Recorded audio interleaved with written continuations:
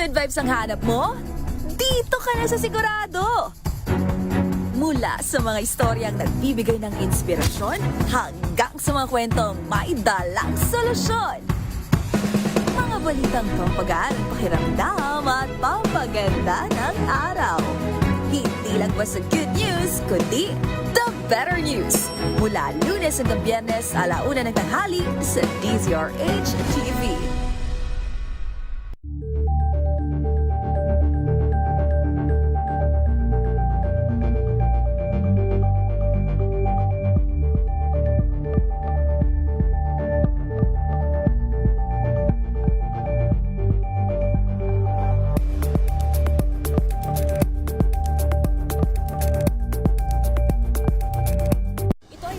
Naitalang 17 individual na ang kanilang naaresto. Ng Metro Manila Development Authority o MMDA ang No Contact Apprehension Policy o NCAP sa Metro Manila. Sa ang ilang mga dokumento ay peke. Hindi rin legal ang employment na ipinangako sa kanila. Sa mata ng batas, mananagot ang sangkot at may sala. Dahil sa bawat paglabag, may karampatang parusa.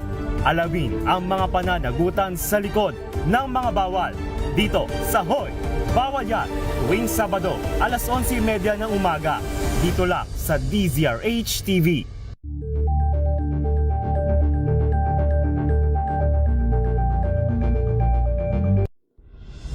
Tuloy-tuloy ang pagtulong, tuloy-tuloy ang pagseserbisyo at tuloy-tuloy ang balitaan kasama si May Binauhan sa Operation Tulong mula Lunes hanggang Biyernes.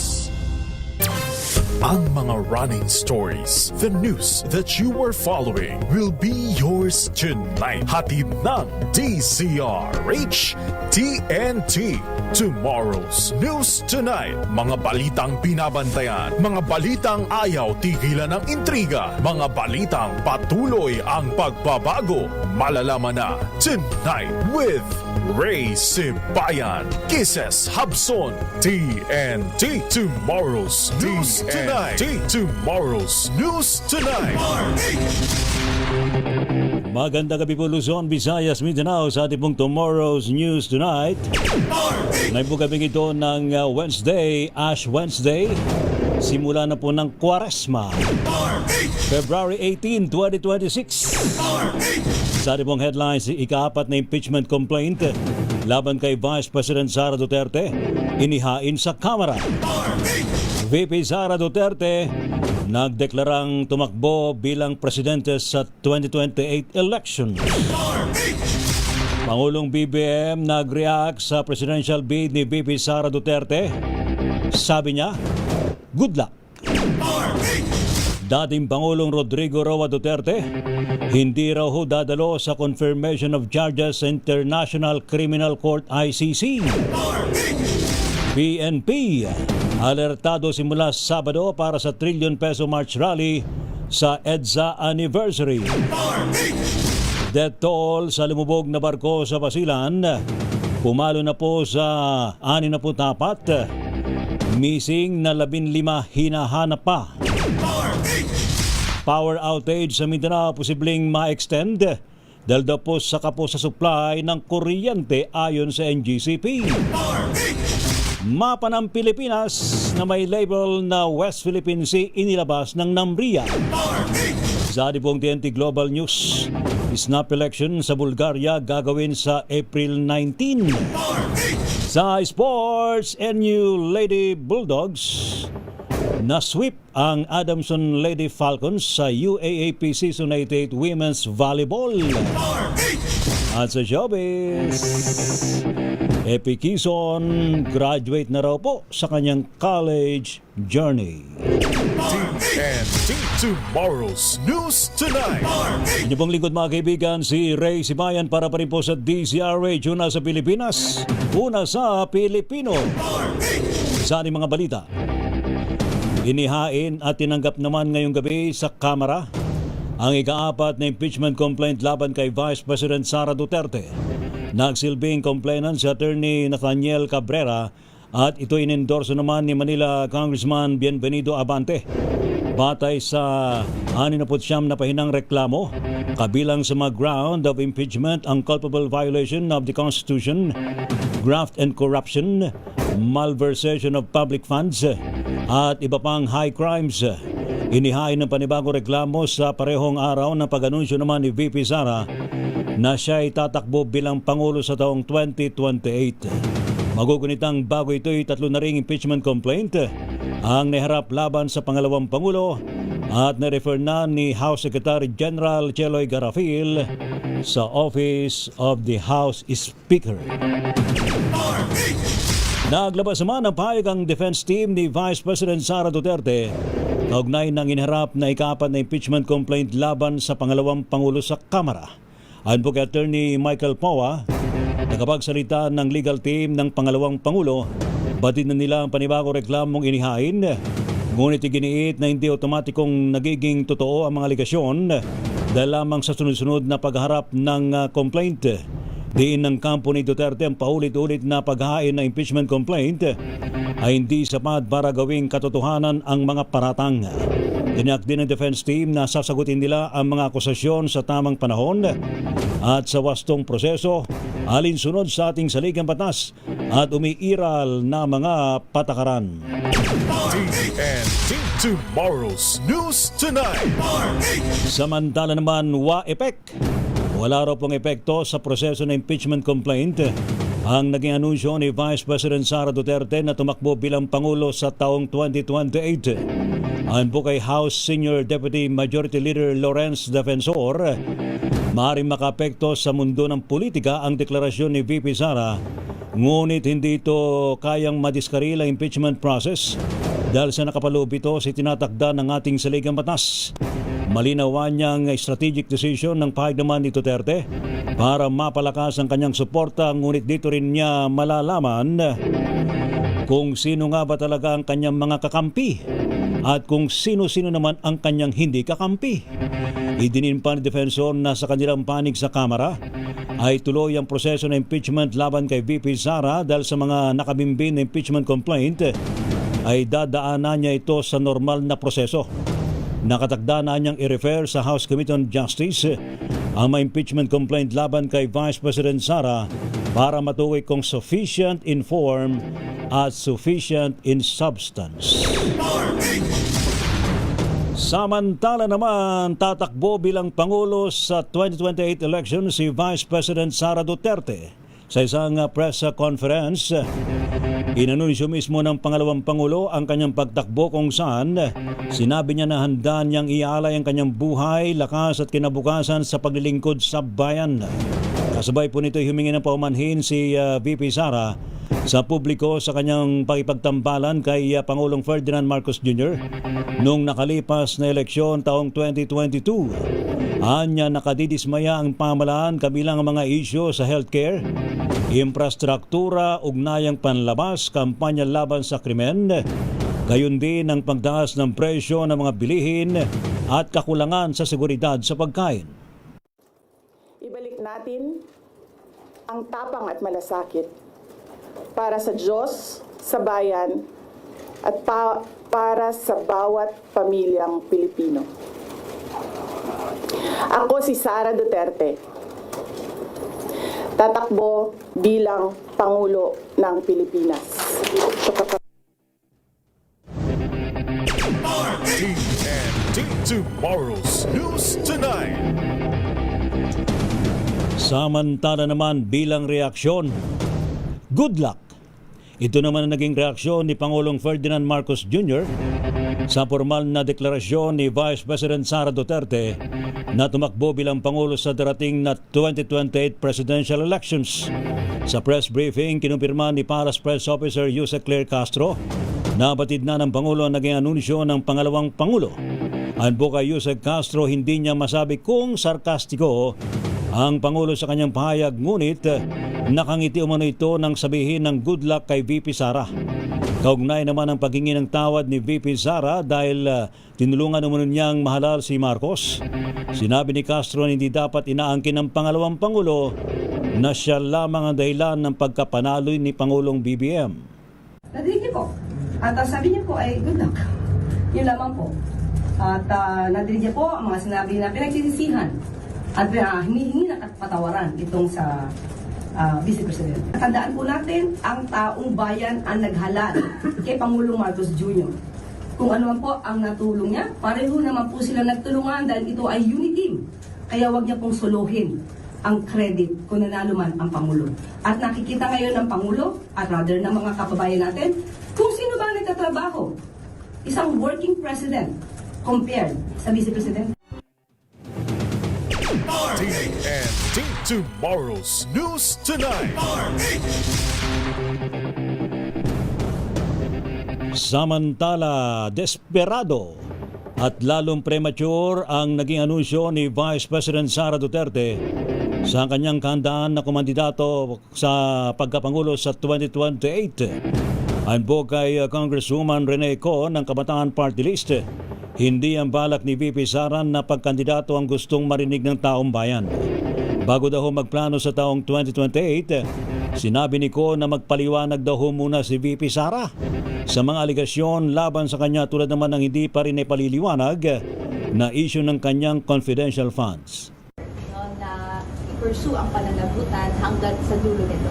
Pero meron ngayong nilabas na announcement that is premature and providing intention na may higher ambitions si VP Sara Duterte. At this point in time, hindi ito ang tanong na dapat sinasagot ni VP Sara Duterte. No, ang tanong ay nasaan ang kinurakot na pera ng taong bayan. Paano ito ibabalik? At paano po kayo mananagot? Yun po ang dapat na tanong na isagot ni VP Sara Duterte. All else, gaya po ng pag-indicate ng higher ambitions, they are discussions. TNT Tomorrow's News Tonight. Sinupalpal ng Malacanang si Vice President Sara Duterte matapos ihayag na lubog pa rin ang bansa sa baha dahil sa malawakang korupsyon. Sa isang press conference, sinungkat ni Palace Press Officer Jose Claire Castro ang 14,000 proyekto ni dating Pangulong Rodrigo Duterte. Anya, dapat naramdaman ng publiko ang ginhawat na tigil ng pagbaha kung naipatupad ang naturang mga proyekto. Ipinakita rin ni Castro ang ilang mga report ng matinding pagbaha na nangyari noon sa Duterte administration. Iginit ng parasyo na hindi dapat isisi ni VP Sara sa Marcos administration ang mga pagbaha dahil naman sa mayroon din namang build project ang dating Pangulong Duterte. TNT Tomorrow's News Tonight. Binuelta naman ng palasyo si VP Sara matapos humingi ng paumanhin sa publiko sa pagkapanalo ni Pangulong Ferdinand Marcos Jr. Ayon po kay Palace Press Officer Undersecretary Claire Castro, mas marami pang dapat hingi ng tawad ng pangalawang Pangulo sa taong bayan. Anya, kabilang dito ang mga naging biktima ng extrajudicial killings ng kanyang ama, pagbabanta nito sa Pangulo at First Lady, at ang paggasto sa kanyang pagalis ng bansa. Dagdag pa ni Castro, dapat hingi rin ng tawad daw ni VP Sara ang pagtanggap bilang DepEd Secretary kahit walang sapat na kaalaman dito. Dapat din po niyang ihingi ng tawad ang puro paninira. Instead na siya ay magtrabaho at tumulong sa gobyerno. Matatandaan niyo siguro na sinabi niyang siya ay may alam di umano na mapababa ang presyo ng bigas. Pero hindi niya gagawin dahil wala siyang balak tulungan ang Pangulo. Iyan po ay isang kasalanan sa bayan na dapat niyang ihingi ng tawad. Ihingi niya na rin po ng tawad yung mga fake na student vouchers na ngayon ay sabi ng DepEd ay umaabot na sa halagang 200 million pesos. Ihingi niya na rin po ng tawad ang mga panis at nabubulok na pagkain na i-deliver sa mga mag-aaral natin. Pati po yung mga missing school materials na hindi na-deliver sa mga estudyante. Ilan lamang po yan sa dapat niyang ihingi ng tawad sa bayan. TNT Tomorrow's News Tonight. Samantala naman, dapat daw pong ipaliwanag ni Vice President Sara Duterte ang questionable confidential funds ng kanyang opisina bago pa mangarap na maging Pangulo ng Pilipinas. Ito naman ay ginit ni mamayang Liberal Party List Congresswoman Leila de Lima sa maaga anunsyo ni VP Sara sa 2028 presidential elections. Nagpo ni De Lima na hindi niya na ito ikinagulat dahil naman sa karapatan naman anyan niya magdeklara, subalit karapatan din ng taong bayan ng marinig ang kanyang paliwanag sa manoy mga winaldas na pondo. Anya ilang taon nang naghihintay ang lahat kung paano ginastos ang pondo at kung sino ang nasa likod ng Mary Grace Piatos at iba pa ang bogus recipients. TNT Tomorrow's News Tonight. Naghahanda na rin daw po ang hanay ng oposisyon para sa 2028 presidential elections. Ito naman ang sinabi ni Senadora Risa Ontiveros kasunod ng deklarasyon ni VP Sara Duterte na siya'y tatakbo bilang Pangulo sa taong 2028. Ayon po kay Ontiveros, karapatan at free will naman ng sinuman na magdesisyon para sa sarili sa larangan ng politika. Kasabay po nito'y sinabi ni Ontiveros na patuloy na ang pag-uusap ng iba't ibang grupo kabilang sa United Opposition para sa kanilang paghanda sa taong 2028. Kabilang mano sa mga kausap nila ang Partido Magdalo na pinangunahan ni dating Senador Antonio Trillanes IV. Ang masasabi ko lang, sa ngayon, 2026, nakatutok ang mga reform-minded at opposition forces sa pagbubuo ng mas mahigpit pang pagkakaisa para pumili ng aming mga kandidato whether by the end of the year or first quarter of next year. TNT Tomorrow's News Tonight. Standby pa rin po sa iba pang mga balita mga kaibigan sa Tomorrow's News Tonight. Abay hindi raw po dadalo si dating Pangulong Rodrigo Duterte sa kanyang confirmation of charges hearing sa pre-trial chamber ng International Criminal Court. Samantala naman sa iba pang malalaking mga balita, yung pong death toll naman sa lumubog na barko dyan po sa karagatan ng Basilan, naku naman no, abay nadagdagan pa ho. Umabot na po sa 64. Meron pa hong nawawalang 15 iba pa. Samantala naman, alertado po. Simula na raw po ang alerto ng Philippine National Police sa Sabado. Ito po ay February 21 para po sa trillion peso March Rally sa EDSA anniversary sa February 25. Ngayon pong araw na ito ay Ash Wednesday, simula na ho ng Kwaresma. Kaya ngayon pong araw na ito ay talagang dinagsa po ang mga simbahan kaugnay po nitong pagpapahid ho ng abo, ha? Bilang tanda nga po ng panimulan ng Kwaresma para na rin po sa paghahanda sa Semana Santa. At bukas naman ay babantay naman po ng mga otoridad ng mga moske at iba pang mga lugar kung saan ay nagtitipon-tipon po ang mga kapatid natin mga Muslim para naman po sa kanilang isang buwang Ramadan. Simula na po yan bukas. Samantala naman, power outage sa Mindanao, posible dahong ma-extend pa. Naku naman no, kawawa ng mga kababayan natin sa Mindanao. Ano po? Walang kuryente dahil sa sinasabing kapos daw po sa supply ng kuryente. Sana naman maging stable na po ang power supply dyan sa Mindanao. Sa ating pong TNT Global News, snap election sa Bulgaria gagawin daw gaganapin sa April 19. Bah, election din pala doon, ha? Sa TNT Sports, NU Lady Bulldogs na sweep ang Adamson Lady Falcons sa UAAP Season 88 Women's Volleyball. Sa Jobis, Epi Quezon ng anak ni Dolphy. Magaling tong si Epi, ha? Graduate na raw po sa kanyang college journey. Pilipinas ang oras, alas 9:31. Ang balitang yan